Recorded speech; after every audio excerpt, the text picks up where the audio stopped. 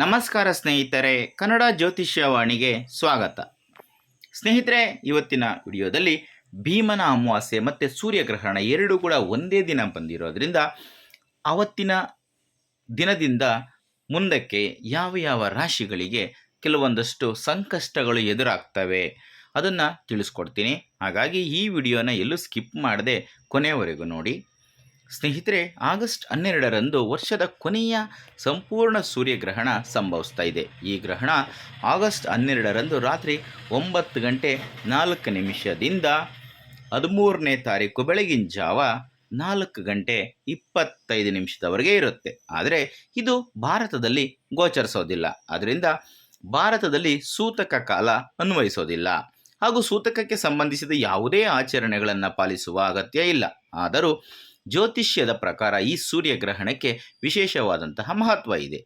ಇದು ಕರ್ಕಾಟಕ ರಾಶಿಯಲ್ಲಿ ಸಂಭವಿಸುವುದರಿಂದ ಕೆಲವು ರಾಶಿಯವರ ಜೀವನದ ಮೇಲೆ ಪ್ರತಿಕೂಲ ಪರಿಣಾಮ ಬೀರುವ ಸಾಧ್ಯತೆ ಇದೆ. ವಿಶೇಷವಾಗಿ ಉದ್ಯೋಗ, ವ್ಯವಹಾರ, ಹಣಕಾಸು ಮತ್ತು ಪ್ರಯಾಣದ ವಿಷಯಗಳಲ್ಲಿ ಹೆಚ್ಚಿನ ಎಚ್ಚರಿಕೆಯನ್ನು ತಗೋಬೇಕಾಗುತ್ತೆ. ಹಾಗಾದರೆ ಈ ಸೂರ್ಯಗ್ರಹಣದಿಂದ ಯಾವ ರಾಶಿಯವರು ಹೆಚ್ಚು ಜಾಗರೂಕತೆಯಿಂದ ಇರಬೇಕಾಗುತ್ತೆ ಅನ್ನೋದನ್ನು ಈಗ ಒಂದೊಂದಾಗಿ ನೋಡ್ತಾ ಹೋಗೋಣ. ಈಗ ಧನುರಾಶಿ. ಆಗಸ್ಟ್ 12ರ ಸೂರ್ಯಗ್ರಹಣದ ಅವಧಿಯಲ್ಲಿ ಧನುರಾಶಿಯವರು ಹೆಚ್ಚು ಎಚ್ಚರಿಕೆಯಿಂದ ಇರುವುದು ಉತ್ತಮ. ಕೆಲಸದ ಸ್ಥಳದಲ್ಲಿ ಎದುರಾಳಿಗಳ ಬಗ್ಗೆ ಜಾಗರೂಕತೆಯಿಂದ ಇರಬೇಕಾಗುತ್ತೆ. ಸ್ನೇಹಿತರೊಂದಿಗೆ ಭಿನ್ನಾಭಿಪ್ರಾಯಗಳು ಉಂಟಾಗುವ ಸಾಧ್ಯತೆ ಇದೆ. ವ್ಯವಹಾರದಲ್ಲಿ ನಿರೀಕ್ಷಿಸಿದಷ್ಟು ಪ್ರಗತಿ ಕಾಣದೇ ಇರಬಹುದು. ಮನೆ, ವಾಹನ ಅಥವಾ ಇತರ ಪ್ರಮುಖ ವಸ್ತುಗಳ ಖರೀದಿಗಳು ವಿಳಂಬವಾಗಬಹುದು. ಕಾನೂನು ಸಂಬಂಧಿತ ವಿಷಯಗಳಿದ್ದರೆ ಅವುಗಳಿಂದ ಮಾನಸಿಕ ಒತ್ತಡ ಕೂಡ ಹೆಚ್ಚಾಗಬಹುದು. ತಂದೆಯೊಂದಿಗೆ ಭಿನ್ನಾಭಿಪ್ರಾಯಗಳು ಉಂಟಾಗದಂತೆ ಮಾತಿನಲ್ಲಿ ಸಂಯಮವನ್ನು ವಹಿಸಬೇಕಾಗುತ್ತೆ. ಆತ್ಮವಿಶ್ವಾಸವನ್ನು ಕಳೆದುಕೊಳ್ಳದೆ ತಾಳ್ಮೆಯಿಂದ ಮುಂದುವರಿದರೆ ಪರಿಸ್ಥಿತಿಯನ್ನು ಯಶಸ್ವಿಯಾಗಿ ನಿಭಾಯಿಸಬಹುದು. ಈಗ ಮೇಷರಾಶಿ. ಆಗಸ್ಟ್ 12ರಂದು ಸಂಭವಿಸುವ ಸೂರ್ಯಗ್ರಹಣವು ಮೇಷರಾಶಿಯವರಿಗೆ ಕೆಲವು ಸವಾಲುಗಳನ್ನು ತರಬಹುದು. ಸಂಬಂಧಗಳಲ್ಲಿ ಭಿನ್ನಾಭಿಪ್ರಾಯಗಳು ಉಂಟಾಗುವ ಸಾಧ್ಯತೆ ಇದೆ. ಉದ್ಯೋಗದಲ್ಲಿ ಸ್ಥಾನಮಾನ, ಗೌರವ ಹಾಗೂ ಆರೋಗ್ಯದ ಬಗ್ಗೆ ಹೆಚ್ಚಿನ ಕಾಳಜಿಯನ್ನು ವಹಿಸುವುದು ಉತ್ತಮ. ಈ ಅವಧಿಯಲ್ಲಿ ಅನಗತ್ಯ ಖರ್ಚುಗಳನ್ನು ನಿಯಂತ್ರಿಸಿ. ಹೊಸ ಹೂಡಿಕೆ ಅಥವಾ ದೊಡ್ಡ ಹಣಕಾಸಿನ ನಿರ್ಧಾರಗಳನ್ನು ತೆಗೆದುಕೊಳ್ಳುವಾಗ ಎಚ್ಚರಿಕೆಯನ್ನು ವಹಿಸಿ ಅಥವಾ ಅದನ್ನು ಸ್ವಲ್ಪ ದಿನ ಮುಂದೂಡುವುದು ಕೂಡ ಒಳ್ಳೆಯದು. ಈಗ ಕಟಕ ರಾಶಿ. ಆಗಸ್ಟ್ 12ರ ಸೂರ್ಯಗ್ರಹಣವು ನಿಮಗೆ ಮಿಶ್ರ ಫಲಿತಾಂಶಗಳನ್ನು ನೀಡುವ ಸಾಧ್ಯತೆ ಇದೆ. ಕೆಲಸದ ಸ್ಥಳದಲ್ಲಿ ಜವಾಬ್ದಾರಿಗಳು ಹೆಚ್ಚಾಗಬಹುದು. ಉದ್ಯೋಗದ ಕಾರಣದಿಂದ ಪ್ರಯಾಣ ಮಾಡುವ ಸಂದರ್ಭಗಳು ಹೆಚ್ಚಾಗಬಹುದು. ಉದ್ಯೋಗಕ್ಕಾಗಿ ಪ್ರಯತ್ನಿಸುತ್ತಿರುವವರಿಗೆ ಉತ್ತಮ ಅವಕಾಶಗಳು ಸಿಗುವ ಸಾಧ್ಯತೆ ಇದ್ದರೂ ಕೂಡ ಕೆಲಸದ ಒತ್ತಡದಿಂದ ಮಾನಸಿಕ ಆತಂಕ ಕಾಡಬಹುದು. ಯಾವುದೇ ಪ್ರಮುಖ ನಿರ್ಧಾರವನ್ನು ಆತುರದಲ್ಲಿ ತೆಗೆದುಕೊಳ್ಳಬೇಡಿ. ವಿದ್ಯಾರ್ಥಿಗಳು ಓದಿನ ಕಡೆ ಹೆಚ್ಚಿನ ಗಮನವನ್ನು ಹರಿಸಿ ನಿರ್ಲಕ್ಷ್ಯ ಮಾಡದೇ ಇರುವುದು ತುಂಬ ಒಳ್ಳೆಯದು. ಈಗ ಮೀನ ರಾಶಿ. ಆಗಸ್ಟ್ 12ರ ಸೂರ್ಯಗ್ರಹಣದ ಸಮಯದಲ್ಲಿ ಆರೋಗ್ಯದ ಬಗ್ಗೆ ವಿಶೇಷವಾದಂತಹ ಕಾಳಜಿಯನ್ನು ನೀವು ವಹಿಸಬೇಕಾಗುತ್ತೆ. ಆಹಾರ ಪದ್ಧತಿಯಲ್ಲಿ ನಿಯಮವನ್ನು ಪಾಲಿಸಿ ಮತ್ತು ಹೊರಗಿನ ಆಹಾರವನ್ನು ಸಾಧ್ಯವಾದಷ್ಟು ತಪ್ಪಿಸಿ.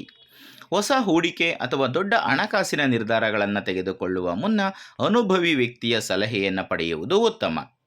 ಕೆಲಸಗಳಲ್ಲಿ ವಿಳಂಬ ಉಂಟಾಗುವ ಸಾಧ್ಯತೆ ಇದ್ದು ಅದರಿಂದ ನಿರಾಸೆ ಕಾಡಬಹುದು. ಅನಗತ್ಯ ಖರ್ಚುಗಳು ಹೆಚ್ಚಾಗಿ ಹಣಕಾಸಿನ ಒತ್ತಡ ಕೂಡ ಉಂಟಾಗಬಹುದು. ಹೊಸ ವ್ಯಕ್ತಿಗಳೊಂದಿಗೆ ವ್ಯವಹರಿಸುವಾಗ ಎಚ್ಚರಿಕೆಯನ್ನು ವಹಿಸಿ. ಹಾಗೆ ಕುಟುಂಬದವರೊಂದಿಗೆ ಸಮಯ ಕಳೆಯುವುದರಿಂದ ಮಾನಸಿಕ ನೆಮ್ಮದಿ ಕೂಡ ನಿಮಗೆ ಸಿಗುತ್ತೆ ಮತ್ತು ಒತ್ತಡ ಕೂಡ ಕಡಿಮೆಯಾಗುತ್ತೆ. ಈಗ ತುಲಾರಾಶಿ.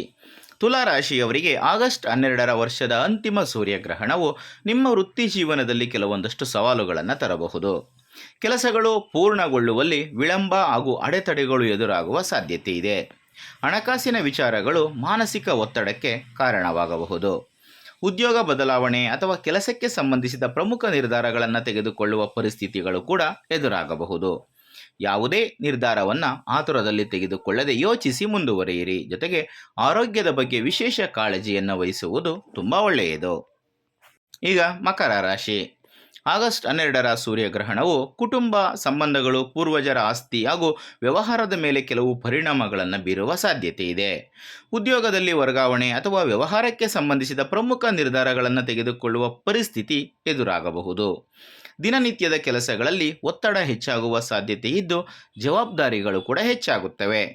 ದೀರ್ಘಕಾಲದ ಆರೋಗ್ಯ ಸಮಸ್ಯೆಯಿಂದ ಬಳಲುತ್ತಿರುವ ಬಳಲುತ್ತಿರುವವರು ಆರೋಗ್ಯದ ಬಗ್ಗೆ ಹೆಚ್ಚು ಕಾಳಜಿಯನ್ನು ವಹಿಸುವುದು ಉತ್ತಮ. ಯಾವುದೇ ಪ್ರಮುಖ ನಿರ್ಧಾರವನ್ನು ಆತುರದಲ್ಲಿ ತೆಗೆದುಕೊಳ್ಳದೆ ಯೋಚಿಸಿ ಮುಂದುವರಿಯುವುದು ತುಂಬಾ ಒಳ್ಳೆಯದು. ಸ್ನೇಹಿತರೆ, ಇದಿಷ್ಟು ಇವತ್ತಿನ ವಿಡಿಯೋದಲ್ಲಿನ ಒಂದು ಮಾಹಿತಿ. ಮುಂದಿನ ವಿಡಿಯೋದಲ್ಲಿ ಮತ್ತೆ ಸಿಗ್ತೀನಿ. ಎಲ್ರಿಗೂ ಕೂಡ ಒಳ್ಳೆಯದಾಗಲಿ. ಧನ್ಯವಾದಗಳು.